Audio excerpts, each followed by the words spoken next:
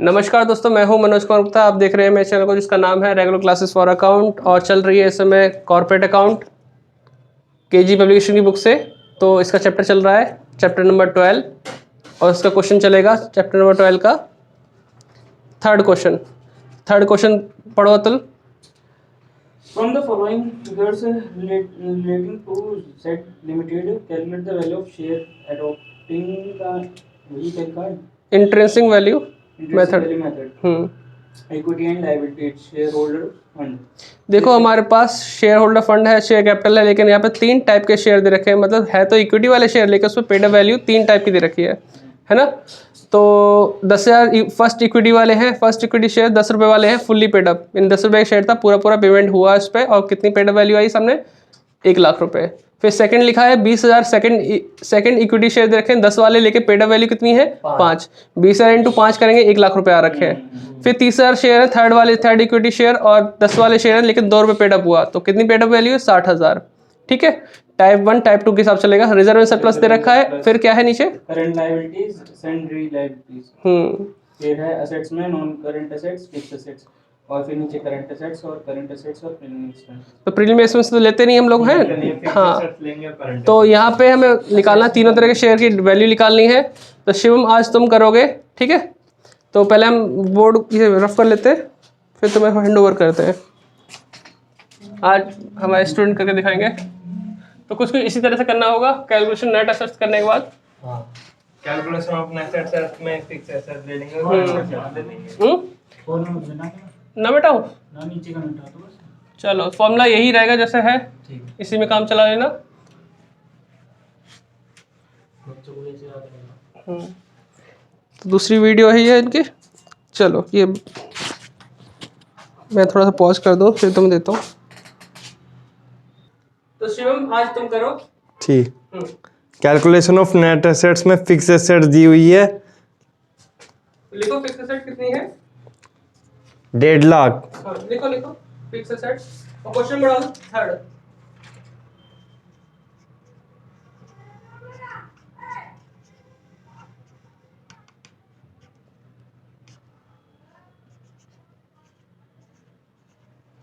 Question में third लिखो कोने में एक बार। ठीक है, अब फिक्स एसेट 1.5 लाख दी, फिर आगे कौन सी है? फिक्स एसेट्स के बाद करंट एसेट्स दी हुई है। हाँ। 1,90,000। तो करंट एसेट्स लिखो 1,90,000।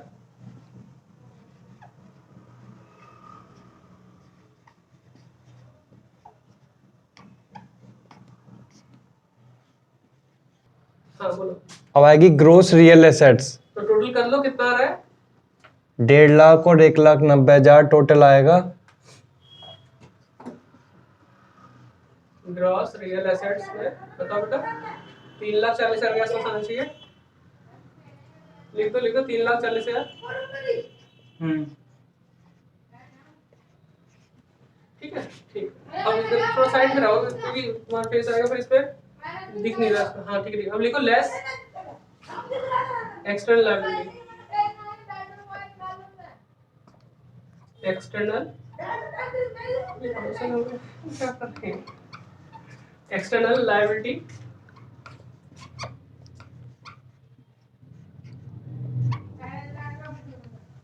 एक्सटर्नल लायबिलिटी में दिया हुआ है। अब आगे लिखो क्या है? एक्सटर्नल लायबिलिटी कितना है? इसमें सन्नी लायबिलिटी दी हुई है 50,000 रुपए। ठीक है, हेडिंग में नीचे डाल दो सन्ड्री लायबिलिटी और फिर 50,000 माइनस कर देना। सन्ड्री लायबिलिटी दोनों पे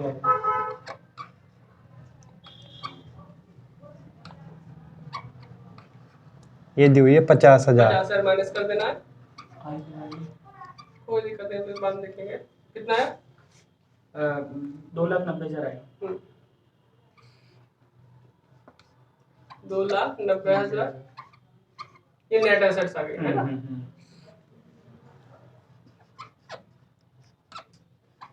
इसमें ये वाला काम कम है और बस वो ज्यादा है। हाँ, फॉर्मूले वाला। ठीक है, अब नेट एसेट्स आ गए। अब इस साइड आ जाओ। Net assets upon paid of total equity share. Total में लेंगे हम 10, 20 और 30। नहीं 10, 20, 30 नहीं लेंगे हम। इसकी वैल्यू अलग अलग दे रखी है ना इसमें। अच्छा वैल्यू लगे तो आप लिखो 1 लाख, पहले तो लिखो नेट एसेट्स हाँ इक्वल्स टू लगाओ, नेट एसेट्स लिखो। यहाँ पे हाँ नेट एसेट्स कितनी आई थी? 2,90,000। 2,90,000। हाँ 2,90,000 अपॉन में लिखो 1 लाख प्लस 1 लाख प्लस 60,000। अच्छा 1 लाख प्लस 60,000 के लिए 1 लाख प्लस 1 लाख हाँ प्लस करो हाँ 1 लाख। अच्छा और प्लस छोटा बहुत लिख रहे तो मैं थोड़ा सा बड़ा लिखो 60,000। टेंशन प्लस के नीचे लिखने की। ठीक है अब कितना आएगा? बस जो भी 260 आएगा ना। 260 हो गए नीचे? 260। हाँ हाँ तो एक काम करो शिव, थोड़ा सा इस साइड होके करो थोड़ा सा, है ना? इस साइड हाँ इधर खड़े हो जाओ, जिससे इधर? कि लिखा, हाँ और थोड़ा इधर हो जाओ। अब लिखो। तो अभी कितना है? सीधे डायरेक्ट डिवाइड करके बता दो कितना आंसर आ रहा है। 1.115 लिखो 1.115। 1.115 आगे की सवाल भी क्या? 5 है। बस 5 लिखो बस। 1.15 हाँ ये आ गया हमारे पास। जी। ठीक है अब इधर आ जाओ थोड़ा सा, हम्म क्योंकि जो लिखा हुआ बोर्ड पे नहीं दिख पाएगा। अब लिखो वैल्यू पर शेयर निकालने के लिए पहले शेयर की वैल्यू कितनी थी? पेड अप वैल्यू 10 रुपए थी ना? हाँ 10 रुपए थी। हाँ तो सीधे लिखो 10 पहले 10 लिखो। यहाँ पे चलो हमने फॉर्मूला तो लिख रखा है, देखो यहाँ पे फॉर्मूला तो लिखा हुआ है ना? हाँ तो आप सीधे लिखो 1.15 इंटू 10 कर दो। पहले यहाँ 10 लिखो 10 इंटू इंटू 1.115 1.115 मल्टीप्लाई करके कितना आएगा? फर्स्ट टाइप का शेयर हो गया है ना?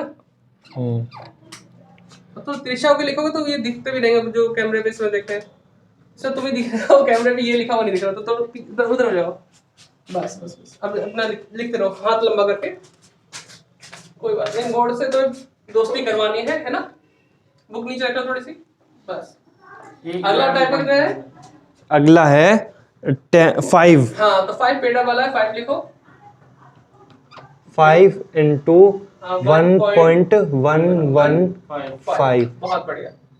अब अगले पे जाते हैं। अगले होगा 2। हाँ 2 इंटू 1.115। ठीक है करते हैं मल्टीप्लाई। तो क्या आया था पहले? 11.15 11.15 पहला 11.15 5 पॉइंट ये कौन भी है 5 पॉइंट कितना आ रहा है बेटा? 5 मल्टीप्लाई बाय 1 बुक नीचे कर ले बेटा, इसमें क्या है? ये आ रहा है 5.57 मतलब 58 कर देना 58 कर दो।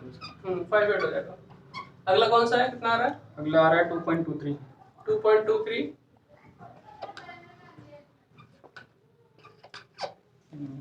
बस आ जाओ। बंद करो मेरे।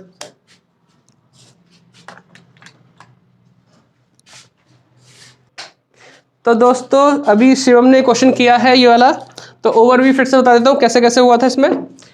तो कैलकुलेशन नेट एसेट्स निकालना पड़ता है पहली बार जब भी हमें वैल्यूएशन ऑफ शेयर निकालना है उसके लिए। तो यहाँ पर फिक्स एसेट्स लिखा, करंट एसेट्स लिखा, जो वैल्यू दे रखी थी वो लिखी हमने। फिर टोटल ग्रॉस रियल एसेट्स आ गया, एक्सटर्नल लायबिलिटी माइनस की है, सन्ड्री लायबिलिटी के नाम पे 50,000 थे, माइनस करके नेट एसेट्स आया 2,90,000। ठीक है। फिर इसके बाद हमारे पास पेड अप वैल्यू 3 टाइप की दे रखी थी। 3 टाइप की होने के चक्कर में हमें ये वाला स्टेप 1 स्टेप 2 लगाना पड़ा। और यहाँ यूनिट वैल्यू ऑफ कैपिटल का फॉर्मूला होता है net assets upon paid up value of total equity share. अगर ना दिख पा रहा हो तो जो बोल रहा हूँ उसके हिसाब से ध्यान देना। फिर इसके बाद हमने 2,90,000 तो यहीं से लिखा नेट एसेट से। अलग अलग पेड अप वैल्यू थी, दोनों का तीनों का टोटल किया, तीनों का टोटल किया। हाँ जी हाँ जी।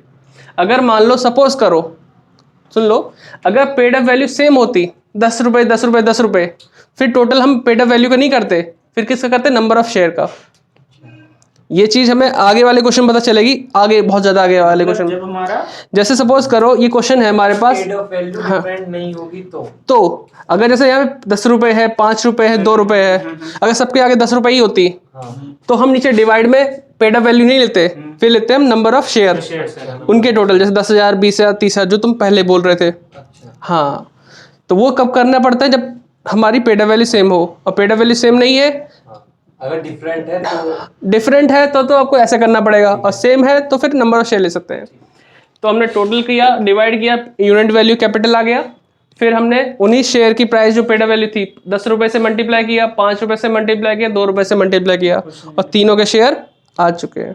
ठीक है, तो समझ में आया होगा क्वेश्चन। चीज से पता है क्या होता है, जैसे अगर हम कहीं बोर्ड वोर्ड पे करते हैं तो हमारा पेपर में थोड़ा कॉन्फिडेंस वो होता है, बढ़ जाता है। मैंने सुना है ना कि बच्चे कहते हैं मैं बोर्ड पे किया है, थोड़ा पेपर में फिर हम थोड़ा जो भाव वो रहता है ना कम होता है उससे, डर कम रहता है, हाँ। क्योंकि बोर्ड में जो पहुंच के लिख पाएगा ना, तो वो आधा काम तो जीत चुका है।